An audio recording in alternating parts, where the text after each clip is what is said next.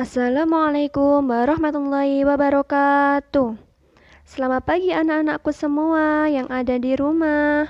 Bagaimana nih kabarnya hari ini? Alhamdulillah, semoga kita semua senantiasa dalam keadaan sehat walafiat. Amin. Allahumma amin. Anak-anakku semua, meskipun pembelajaran kita pada pagi hari ini berlangsung secara daring, semoga tidak mengurangi semangat kita dalam menuntut ilmu ya. Dan kalian harus kalau di rumah melakukan hal-hal yang baik ya, seperti sholat 5 waktu, sholat duha, kemudian belajar dengan semangat dan juga membantu orang tuanya di rumah ya.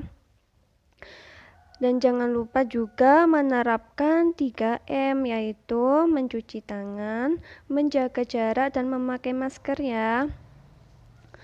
Nah, kita akan mempelajari materi tentang Isra Mi'raj Nabi Muhammad SAW. Nah, kita kemarin kan sudah mempelajari peristiwa Isra Mi'raj Nabi Muhammad SAW dan proses penerimaan perintah sholat. Sekarang kita akan mempelajari yang poin B. Di situ ada di buku paket kalian. Yang poin B, tamsil pada peristiwa Isra Mi'raj dan tanggapan kaum Quraisy. Dan juga mempelajari yang poin C juga, hikmah Isra Mi'raj Nabi Muhammad SAW. Dan poin D, sholat sebagai pesan inti Isra Mi'raj. Nah, sebelum pembelajaran dimulai, alangkah kita membaca doa terlebih dahulu ya. Bismillahirrahmanirrahim. Rabbi zidni ilma warzuqni fahma. Amin.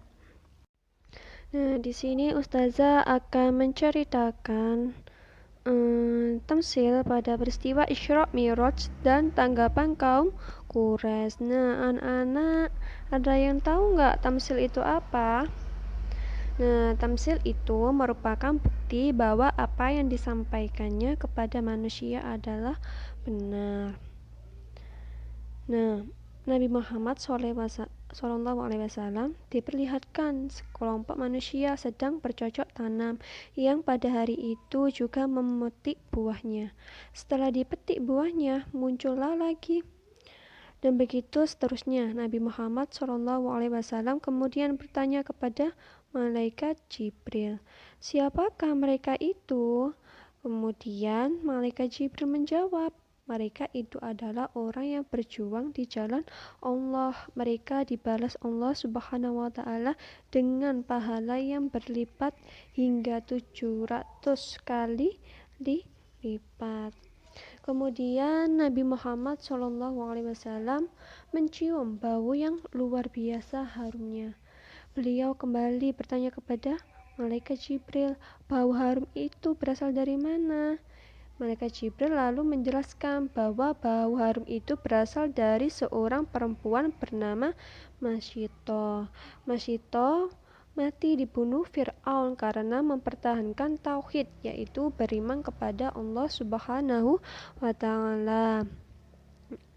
Pada kesempatan lain, Nabi Muhammad SAW bertemu dengan seorang lelaki yang apabila menoleh ke kanan ia tersenyum, apabila ia menoleh ke kiri ia menangis. Saat Nabi Muhammad SAW tiba, laki-laki itu langsung menyapa, "Selamat datang wahai Nabi yang soleh, anak yang soleh." Nabi Muhammad SAW kemudian bertanya lagi kepada malaikat Jibril, "Siapakah orang itu?" Malaikat Jibril lalu menjelaskan bahwa orang itu adalah Nabi Adam alaihissalam. Nabi Adam alaihissalam tersenyum ketika menoleh ke kanan, yaitu ketika melihat keturunannya yang akan masuk surga. Namun ketika menoleh ke kiri, ia menangis sebab melihat gambaran keturunannya yang akan masuk neraka. Nah, Nabi SAW selanjutnya menemui hal yang mengherankan. Hampir setiap penghuni yang dijumpai menyambut hangat kecuali satu orang. Dia menjawab salam Nabi Muhammad SAW hanya sekadarnya. Wajahnya tampak seperti orang marah. Ketika ditanya kepada Jibril, ia menjawab bahwa orang itu adalah malaikat Malik. Nah, anak-anak masih ingat nggak malaikat Malik itu siapa? Malaikat itu adalah penjaga pintu neraka. Nah, pada keesokan harinya, Nabi Muhammad SAW menceritakan apa yang dialami selama Isra Mi'raj kepada Ummi Hani. Kemudian saudara Nabi Muhammad SAW itu meminta agar beliau tidak menceritakan kejadian itu kepada kaum Quraisy karena khawatir akan dicela akibat kebencian mereka selama ini. Nah, selanjutnya Abu Jahal meminta Nabi Muhammad SAW untuk menceritakan apa yang dialaminya itu di hadapan kaum kafir Quraisy. Namun Nabi Muhammad SAW menyanggupi permintaan itu hingga Abu Jahal mengumpulkan orang-orang Quraisy. Setelah mereka berkumpul, Nabi Muhammad SAW mulai menceritakan pengalaman Isra dan Mi'raj kepada mereka. Nah, begitu Nabi Muhammad SAW selesai menyampaikan berita Isra dan Mi'raj, maka ributlah kaum Quraisy. Sebagian ada yang mengejek, sebagian lagi bertepuk tangan, sebagian lagi tertawa terbahak-bahak mendengar cerita Nabi Muhammad SAW tersebut. Mereka menganggap apa yang diceritakan oleh Nabi Muhammad SAW sebagai khayalan yang mustahil. Mereka sama sekali tidak mempercayainya. Sekarang yang poin C, hikmah Isra Mi'raj Nabi Muhammad SAW.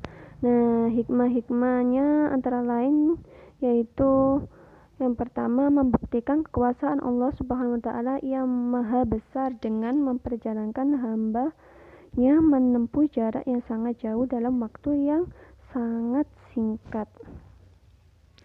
Yang kedua itu memperlihatkan kebesaran Allah Subhanahu wa taala kepada Nabi Muhammad SAW dengan menyaksikan keadaan alam semesta di luar bumi.